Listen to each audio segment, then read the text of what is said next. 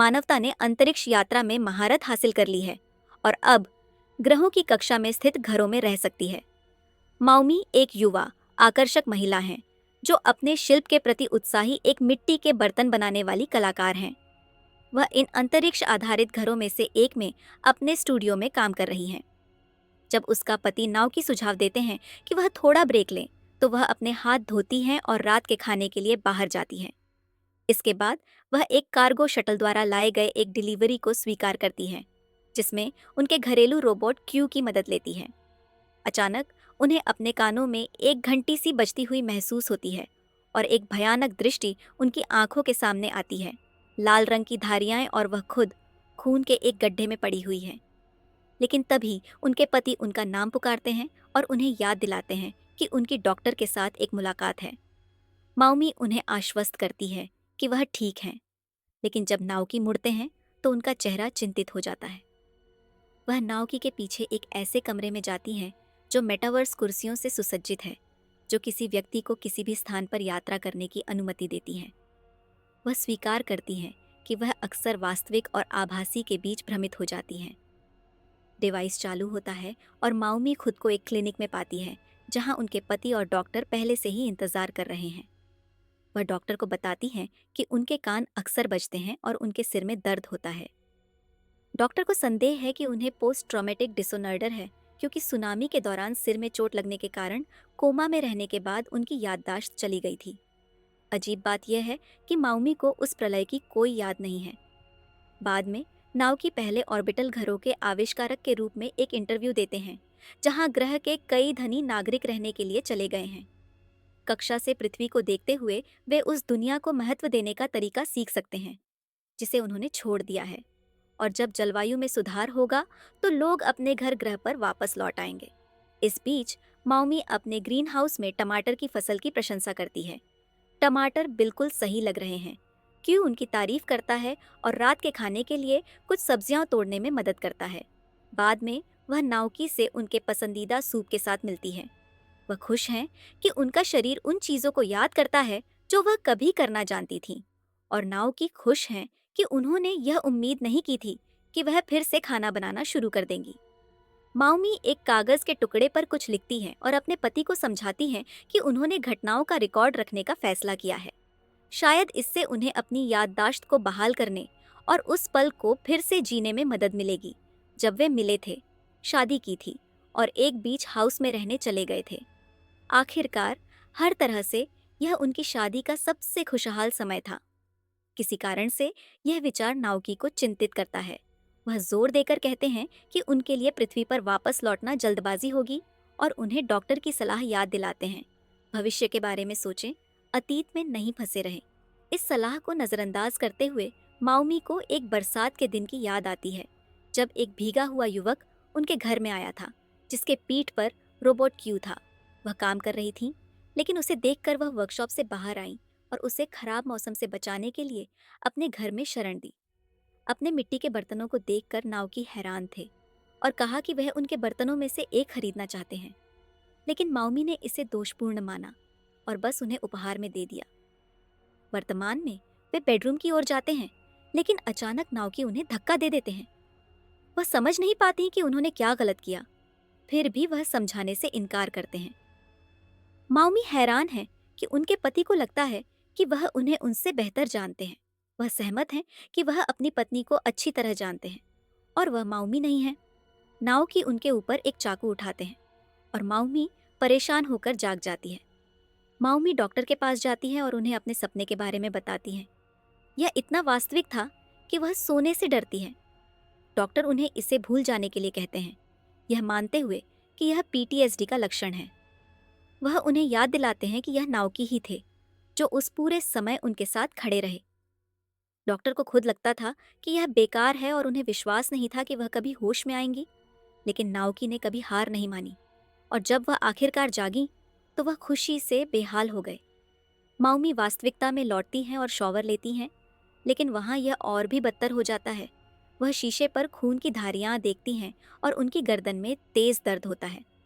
बाद में उनके पति उनके बाल सुखाने में मदद करते हैं और उन्हें प्रोत्साहित करने की कोशिश करते हैं। दिन के दौरान माओमी अपने स्टूडियो में काम करती हैं और एक कटोरा उठाते ही उन्हें अचानक याद आता है कि उन्होंने किसी को उससे मारा था। एक नशे में धुत आदमी उनके घर में घुस आया था और मांग कर रहा था कि वह उसे कुछ मिट्टी के बर्तन बेचे।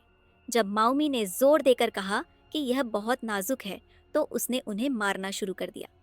उस पल में नाओकी घुसपैठिए पर टूट पड़े और उसे बेरहमी से पीटना शुरू कर दिया।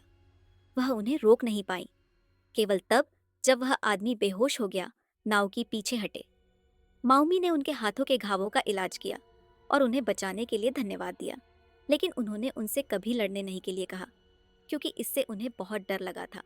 नाओकी ने वादा किया कि उनकी जगह क्यू उनकी रक्षा करेगा। हंसते हुए माओमी ने नाओकी के चोट की जांच करना जारी रखा और उनके पीठ और कमर पर भयानक जलने के निशान देखे। उन्होंने स्वीकार किया कि उनके पिता को सिगार बहुत पसंद थे। दया महसूस करते हुए माओमी ने उन्हें चूमा और यही उनके रिश्ते की शुरुआत थी। वर्तमान में नाओकी अपनी पत्नी के मनोवैज्ञानिक प्रोफाइल की समीक्षा कर रहे हैं, जब अचानक उन्हें लिविंग रूम से संगीत सुनाई देता है। वह वहां जाते हैं और देखते हैं कि माओमी सोफे पर झपकी ले रही हैं और टर्नटेबल पर एक डेब्यू रिकॉर्ड बज रहा है। माओमी उन्हें देखती हैं और स्वीकार करती हैं कि उन्हें यह धुन बहुत पसंद है और वह इसे शुरू से अंत तक याद करती हैं। उनके पति फिर सुझाव देते हैं कि वे असली चांद को देखें। वह उन्हें एक ऑब्जर्वेशन विंडो के पास ले जाते हैं और माओमी खुश हो जाती है कि चांद लाल है। नाओकी समझाते हैं कि यह चंद्र ग्रहण के कारण है। जब वह चांद पर चलने का सपना देखती है तो कुछ ऐसा होता है जो उन्हें अजीब सा लगता है। वह एयरलॉक से बाहर निकलते हैं और उन्हें अंदर बंद कर देते हैं, यह कहते हुए कि वह माओमी नहीं है। पहले तो वह हंसती हैं, यह सोचकर कि यह एक मजाक है, लेकिन फिर उन्हें एहसास होता है कि वह गंभीर हैं और घबरा जाती हैं, खासकर जब वह देखती हैं कि वह बाहरी दरवाज़ा खोलने की तैयारी कर रहे हैं। बहुत मेहनत से वह दरवाज़ों को अलग कर देती हैं और अंदर आ जाती है। फिर ठीक उनके सपने की तरह नाओकी एक चाकू उठाते हैं और उनकी गर्दन में घोंप देते हैं। खून की जगह एक सफ़ेद तरल निकलता है और नाओकी उनकी गर्दन के आधार से एक चिप निकाल लेते हैं। एंड्रॉयड के बेजान शरीर को फर्श पर छोड़ देते हैं। वह चले जाते हैं, क्यू को रोबोट को नष्ट करने का आदेश देते हैं। बाद में वह रोते हैं, उस रात को याद करते हुए जब उन्हें अपनी पत्नी का बुरी तरह से क्षत विक्षत शरीर तट पर मिला था।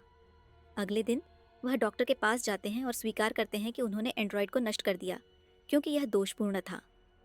बैकअप मेमोरी खराब हो गई होगी, लेकिन डॉक्टर आपत्ति करते हैं, यह कहते हुए कि उन्होंने मेमोरी को ठीक उस दिन से इंस्टॉल किया था जिस दिन नाओकी ने निर्दिष्ट किया था। हालांकि उस दिन वह उस धुन को याद नहीं कर सकती थी। नाओकी उनसे एक और पुराना वर्जन बनाने के लिए कहते हैं। जब डॉक्टर तर्क करने की कोशिश करते हैं तो नाओकी उन्हें याद दिलाते हैं कि ऐसे कई विशेषज्ञ हैं जो मेमोरी ट्रांसफर कर सकते हैं, इसलिए वह आसानी से कहीं और जा सकते हैं। डॉक्टर समझाते हैं कि माओमी का पिछला वर्जन उनके हनीमून के बाद के एक पॉइंट से सेव किया गया था, इसलिए नाओकी एक और पुराना वर्जन चाहते हैं ताकि उन्हें उस दूसरी महिला की कोई याद न हो, और अगर वह सुनामी की कहानी पर विश्वास नहीं करती है तो वह उन्हें सच बता देंगे कि वह एक एंड्रॉयड हैं। बाद में एक नई माओमी ऑर्बिटल होम में आती है। जब वह होश में आती है तो उन्हें पता नहीं होता कि वह कहाँ है। नाओकी समझाते हैं कि वे कॉपी बनाने के लिए बाहर गए थे, लेकिन एक दुर्घटना हो गई और वह मर गई। माओमी इसे मानने से इनकार करती है, लेकिन फिर हिचकिचाती हैं और पूछती हैं कि कितना समय बीत चुका है। यह सुनकर कि 5 साल हो चुके हैं, वह बिस्तर से कूदती हैं और खिड़की की ओर भागती हैं, फिर अचानक शांत हो जाती हैं और उन्हें गले लगाने देती हैं। वह उन्हें धन्यवाद देते हैं कि वह उनके पास लौट आईं। अगले दिन माओमी वर्कशॉप में होती है जब उनके पति अंदर आते हैं और उन पर एक पटाखा फेंकते हैं। माओमी भी एक पटाखा वापस फेंकती है। वे मस्ती करते हैं और फिर वह उन्हें अपनी शादी की तस्वीर दिखाती है, यह कबूल करते हुए कि यह उनके जीवन का सबसे खुशहाल दिन था। वह सहमत होते हैं, लेकिन याद दिलाते हैं कि हर दूसरा दिन भी उतना ही खुशहाल था। माओमी स्वीकार करती हैं कि उन्हें लगता है जैसे उन्होंने मौत को धोखा दिया है, लेकिन क्या उनके लिए सिर्फ उनकी एक कॉपी होना काफी होगा? नाओकी कबूल करते हैं कि यह परिस्थितियों के तहत सबसे अच्छा समाधान है और सुझाव देते हैं कि वे कहीं यात्रा करें। अगले ही पल वे पेड़ों के बीच एक खूबसूरत सड़क पर गाड़ी चला रहे हैं, धूप और पक्षियों के गीत का आनंद ले रहे हैं। एक छोटे से मंदिर के पास रुकते हुए माओमी को अचानक पास में एक घर दिखाई देता है। वह उसकी ओर चलती हैं और लगता है कि वह एक अर्थ बार में पहुंच जाती है, जहां वह जैब नाम की एक महिला से मिलती है। नाओकी उनका नाम पुकारते हैं और दृष्टि गायब हो जाती है। वे एक बीच हाउस की ओर बढ़ते हैं, जहां उन्होंने अपना हनीमून बिताया था। माउमी को लिविंग रूम की चीजें याद आती हैं और वे हंसते हैं कि कैसे क्यू ने एक बार एक कॉलम में छेद कर दिया था। बारिश शुरू हो जाती है। माउमी बाहर दौड़ती हैं और गर्म बारिश की बूंदों को अपने चेहरे पर बहने देती हैं। नाओकी उन तक पहुंचते हैं, लेकिन वह अचानक जैब से मुलाकातों को याद करती हैं। उस महिला का चेहरा अपने सामने देखती है और उसका नाम पुकारती हैं। नाओकी का मुस्कुराहट गायब हो जाता है। यह जोड़ी ऑर्बिटल होम में लौटती है। माउमी बेचैन महसूस करती हैं और अपने पति को चीजें समझाने की कोशिश करती हैं, लेकिन वह उन्हें एक एलिवेटर में ले जाते हैं और टावर के शीर्ष पर ले जाते हैं, जहां गुरुत्वाकर्षण नगण्य है। उछलते हुए माउमी सब कुछ भूल जाती हैं और इस अजीब सनसनी में डूब जाती हैं। लेकिन जब वह इसकी आदी हो जाती है, तो वह अपने पति को बताती हैं कि वह यहाँ नहीं रह सकती। वह जानते थे कि वह किसी और को देख रही थी। नाओकी समझने का नाटक करते हैं और कहते हैं कि अब इससे कोई फर्क नहीं पड़ता, लेकिन माउमी कहती हैं कि इससे फर्क पड़ता है। वह जैब से प्यार करती है, वह उनके साथ नहीं रह सकती। नाओकी उन्हें गले लगाते हैं और एंड्रॉयड की गर्दन तोड़ देते हैं। वह अपनी पत्नी की एक और कॉपी को पकड़ते हैं और रोते हैं, यह याद करते हुए कि कैसे एक बरसात के दिन उन्होंने उनसे विनती की थी कि वह उन्हें चोट न पहुंचाएं या हिंसा न करें। फिर उन्हें एहसास हुआ कि उन्हें किसी और मिल गया है और उन्होंने खुद पर नियंत्रण खो दिया। वह एक क्रूर व्यक्ति नहीं थे, फिर भी मायूमी ने उन्हें अपनी बांह पर उनकी पकड़ के निशान दिखाए। गुस्से में नाओकी ने फर्नीचर तोड़ डाला, जबकि वह जैब को याद कर रही थी। अगले दिन नाओकी ने उन्हें लिविंग रूम में डेब्यू सुनते हुए पाया। उनकी पत्नी किसी और की बाहों में थी। बाद में मायूमी ने घोषणा की कि वह उन्हें छोड़ रही है और ग्लास पार्टीशन पर बने उनके चंचल चित्र को मिटाने की कोशिश की। वर्तमान में नाओकी फिर से डॉक्टर के पास जाते हैं और उनसे कहते हैं कि वह मायूमी की मेमोरी को उस दिन से इस्तेमाल करें जब वे पहली बार मिले थे, उनकी शादी, हनीमून और बाकी के 6 साल को मिटा दें। वह अपनी पत्नी को वापस पाने का एक आखिरी मौका चाहते हैं। जल्द ही एंड्रॉयड घर में आता है, लेकिन इस बार माउमी डर जाती है जब वह उन्हें देखती है, यह महसूस करते हुए कि वह लगभग एक अजनबी की बंधक बन गई है। वह उन्हें याद दिलाते हैं कि वह अंतरिक्ष में जाना चाहती थीं और उनकी शादी और बीच हाउस में खुशहाल जीवन का वर्णन करते हैं। लेकिन उनके वर्तमान वर्जन में ऐसी कोई यादें नहीं हैं, क्योंकि उन्हें उम्मीद थी कि वह उन्हें पहचान लेंगी और फिर से प्यार करने लगेंगी। अगर वह नहीं करती हैं, तो वह उन्हें रहने के लिए मजबूर नहीं करेंगे। माउमी थोड़ा शांत हो जाती है और इसे एक मौका देने के लिए सहमत होती है। वह उन्हें बताते हैं कि वे उन 6 सालों में बहुत खुश थे। फिर वह उन्हें शुभरात्रि कहते हैं, लेकिन मायूमी सो नहीं पाती। वह कमरे के चारों ओर देखती हैं और वैनिटी में एक नोट पाती है जो चेतावनी देता है कि नाओकी उन्हें मार डालेंगे। उसी पल उनके पति अंदर आते हैं और उन्हें बताते हैं कि वह काम से बाहर जा रहे हैं। जब वह लौटेंगे तो वह उन्हें घर दिखाएंगे। जब वह चले जाते हैं तो माउमी क्यू को ढूंढती है और रोबोट से उन्हें भागने में मदद करने के लिए कहती है।